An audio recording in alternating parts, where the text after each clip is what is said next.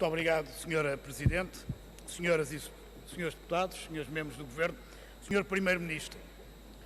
É minha convicção que exatamente o Estado Social são as novas gorduras do período que se segue ao fim do programa de ajustamento. E é exatamente sobre isso que eu quero fazer a minha interpelação. Há um secretário de Estado da Saúde, que fez publicar uma portaria que transforma o Serviço Nacional de Saúde, mais concretamente a rede hospitalar, numa miniatura, numa caricatura do que é atualmente a rede hospitalar. Eu queria lhe perguntar, Sr. Primeiro-Ministro, 3 simples questões.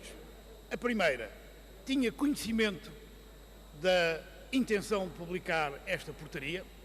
Segundo, conhece a portaria? E terceiro, considera que a rede hospitalar do SNS pode ser alterada, pode ser mudada, pode ser reformada, chame-lhe o que lhe chamar, por portaria e não por um decreto do Governo? Eram estas as 3 perguntas que eu queria colocar.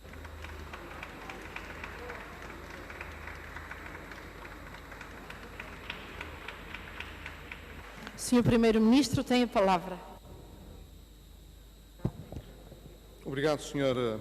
Presidente. Sr. Deputado João Semedo, o Estado Social não é a gordura a atacar no pós-Troika, como não foi nestes 3 anos. Pelo contrário, Sr. Deputado, insisto, o que nós fizemos foi, no essencial, defender o nosso modelo de sociedade e a nossa opção de nos mantermos como um país membro da Zona Euro e da União Europeia. E isso tem representado ao longo dos anos uma constante das opções que os portugueses vêm fazendo. E nessa medida até, já que estamos a 2 dias de assinalar os 40 anos do 25 de Abril, de alguma forma, o grande sonho também que foi acalentado desde 25 de Abril de 1974.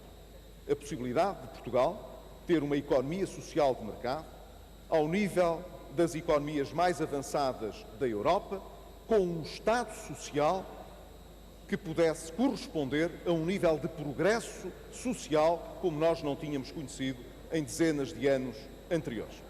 Portanto, Sr. Deputado, o que nós estivemos a fazer nestes 3 anos também foi justamente a defender esse modelo de sociedade, esse sonho importante que os portugueses acalentaram e que é justificado e porque vale a pena lutar.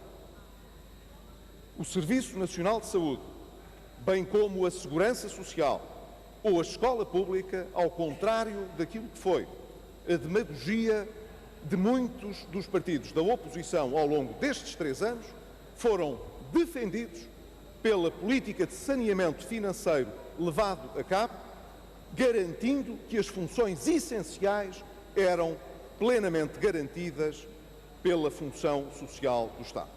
E isso aconteceu, Sr. Deputado. Pergunta-me o Sr. Deputado, bem, mas isso significa que temos de deixar tudo como estava? Não, Sr. Deputado. Nós, há muitos anos em Portugal, que vimos procurando melhorar, racionalizar essa rede pública justamente para que ela seja sustentável. Não é património de nenhum governo em especial. Vários governos de há muitos anos vêm fazendo reformas no sentido de garantir que quer a escola pública, quer os cuidados diferenciados, quer os cuidados primários, possam ter sempre, dentro do plano de fundo da segurança social alargada, do Estado Social alargado, uma função preservada que o Estado possa garantir. Eu não conhecia nem sabia da intenção de publicar esta portaria com a reorganização hospitalar. Mas, Sr. Deputado, isso não tem nenhum drama particular. Não está na minha função de Primeiro-Ministro conhecer todas as portarias que o Governo publica. Mas há uma coisa que nós sabemos, Sr. Deputado, e que, como Primeiro-Ministro, não deixarei de defender. Nós precisamos de prosseguir um esforço de transformação também ao nível dos cuidados diferenciados e, portanto, da rede hospitalar, que, tal como essa portaria exara, tenha de ter uma reestruturação daquilo que são valências essenciais de algumas das especialidades. Essa portaria não faz mais do que determinar as linhas gerais que serão seguidas pelo Governo nessa reorganização. Não fecha essa reorganização, Sr. Deputado. E, portanto, tenho a certeza que, como membro da Comissão Parlamentar de Saúde, creio que o Sr. Deputado faz parte dessa comissão também, terá ocasião de questionar o Sr. Ministro, o Sr. Secretário de Estado da Saúde, sobre, mais do que essas intenções, sobre um calendário e um programa dessa reorganização. E o Sr. Deputado pode ter a certeza, a reorganização vai ser feita justamente para garantir que melhores serviços possam ser prestados. Deixe-me dar-lhe um exemplo que eu acho que funciona bem para ilustrar o que acabei de dizer. Nós fizemos, nos hospitais de Coimbra, uma fusão que, nos termos dos detratores da racionalização do sistema, iria corresponder a um desastre. Foi aquela que mais premiada foi e onde os cuidados diferenciados de saúde melhor prosseguiram justamente a seguir a essa fusão dos hospitais em Coimbra. Muito obrigado.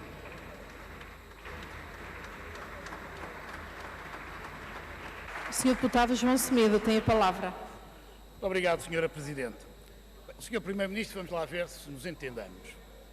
Em primeiro lugar, o ponto importante é o Primeiro-Ministro não ter uma palavra crítica para um Ministro do seu Governo que anuncia uma pedra na reforma dos hospitais do SNS através de uma portaria. E o Sr. Primeiro-Ministro acha isto normal.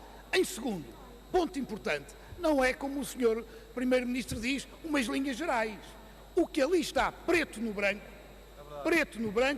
são, entre outras coisas, as seguintes: cirurgia para crianças apenas em Lisboa, Porto e Coimbra. Maternidades, serviços de obstetrícia, partos, as mulheres terão apenas possibilidade de os fazer em meio hospitalar, em 10 hospitais. 2 dos melhores serviços, que eu arrisco dizer, em Portugal e na Europa, sofisticadíssimos, desenvolvidíssimos, demoraram décadas a construir, são pura e simplesmente banidos. Refiro-me à cirurgia cardiotorácica em Gaia e em Santa Cruz. E o Sr. Primeiro-Ministro acha que isto são linhas gerais?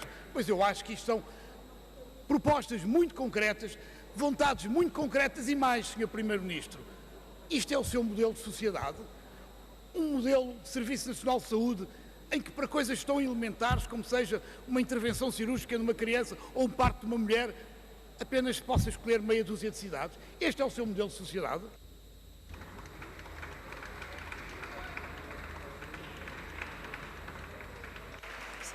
Sr. Primeiro-Ministro tem a palavra. Muito obrigado, Sra. Presidente. Sr. Deputado, insisto que a portaria define as linhas gerais dessa reorganização. E o próprio Ministro já afirmou que se trata de um ponto de partida e não de um ponto de chegada.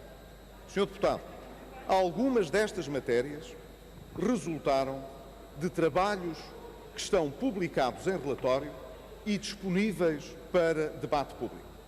O Sr. Deputado sabe, porque já tem participado nessas discussões, que algumas destas matérias têm vindo a ser estudadas por especialistas há bastante tempo e têm vindo a ser publicamente debatidas. Se o próprio Governo, Sr. Deputado, determina que este é um ponto de partida e não de chegada e que, portanto, as linhas gerais serão agora para debater, porque quer o Sr. Deputado fechar esta reforma numa portaria quando o próprio Governo não tem essa intenção. Sr. Deputado, não há essa intenção. Muito obrigado.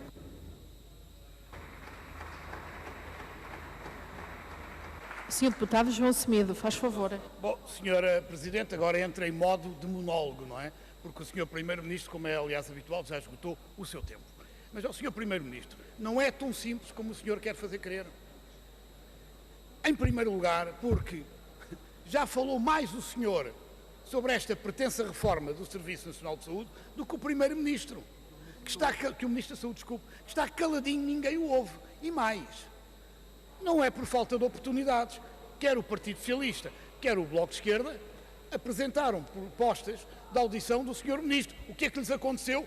O PSD e o CDS reprovaram-nas. Aliás, o grupo parlamentar do PCP teve que recorrer a um requerimento potestativo para se ouvir o Sr. Ministro falar sobre isto. E mais, ficámos hoje a saber que o Sr. Ministro da Saúde não pode vir e não pode vir a essa audição enquanto estiver cá a Troika, porque tem muitas reuniões, o que, além do mais, também é absolutamente fantástico. Como é que o gabinete do Ministro dá esta resposta? Não se pode vir a uma audição parlamentar como se a fiscalização não fosse feita pelos deputados eleitos pelo povo, mas sim pelos membros da Troika, que, como nós sabemos, não têm qualquer legitimidade eleitoral. E, portanto, Sr. Primeiro-Ministro, não é tão simples como o Sr. Primeiro-Ministro quer fazer crer. Aliás, e com isto termino, queria lhe dizer o seguinte: na hora da despedida, a Troika não vai ter mais encanto, bem pelo contrário.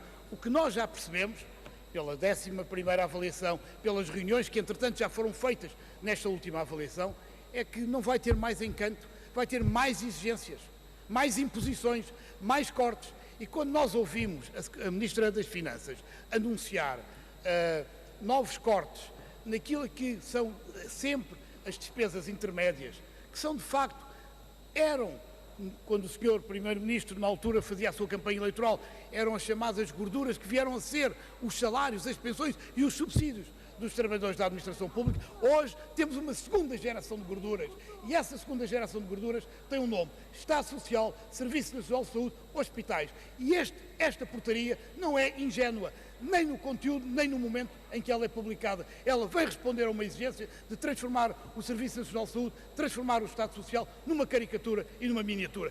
E pode ter a certeza, Sr. Primeiro-Ministro, não terá apenas a oposição do Bloco de Esquerda, terá a oposição da esmagadora maioria dos portugueses, se o Governo levar por diante esta intenção de desagregar o Estado Social e destruir o Serviço Nacional de Saúde.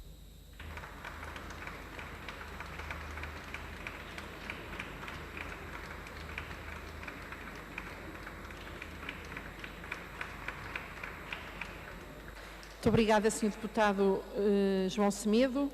Ao que parece, há um pedido de interpelação à mesa feito pelo Sr. Ministro dos Assuntos Parlamentares. Tem a palavra, Sr. Ministro.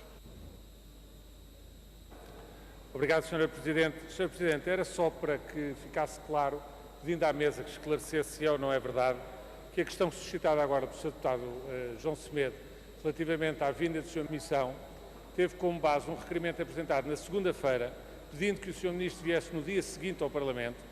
Foi discutido hoje na Comissão de Saúde e ficou assente que o Sr. Ministro vem no dia 30. E, portanto, se isto é assim, convém que a informação seja passada por inteiro e que não fique no ar a ideia errada de que o Sr. Ministro da Saúde se recusa a vir à Comissão de Saúde, porque, pura e simplesmente, não é verdade.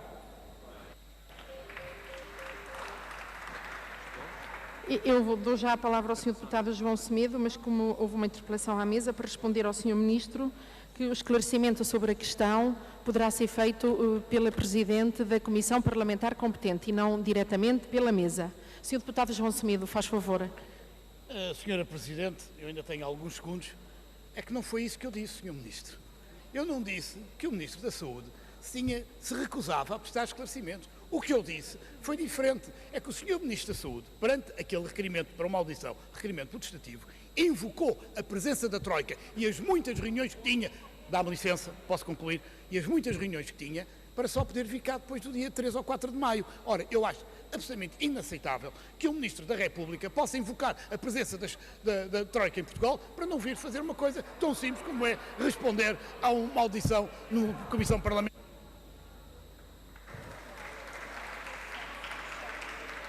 Muito obrigada, Sr. Deputado João Semedo, Sr. Primeiro-Ministro.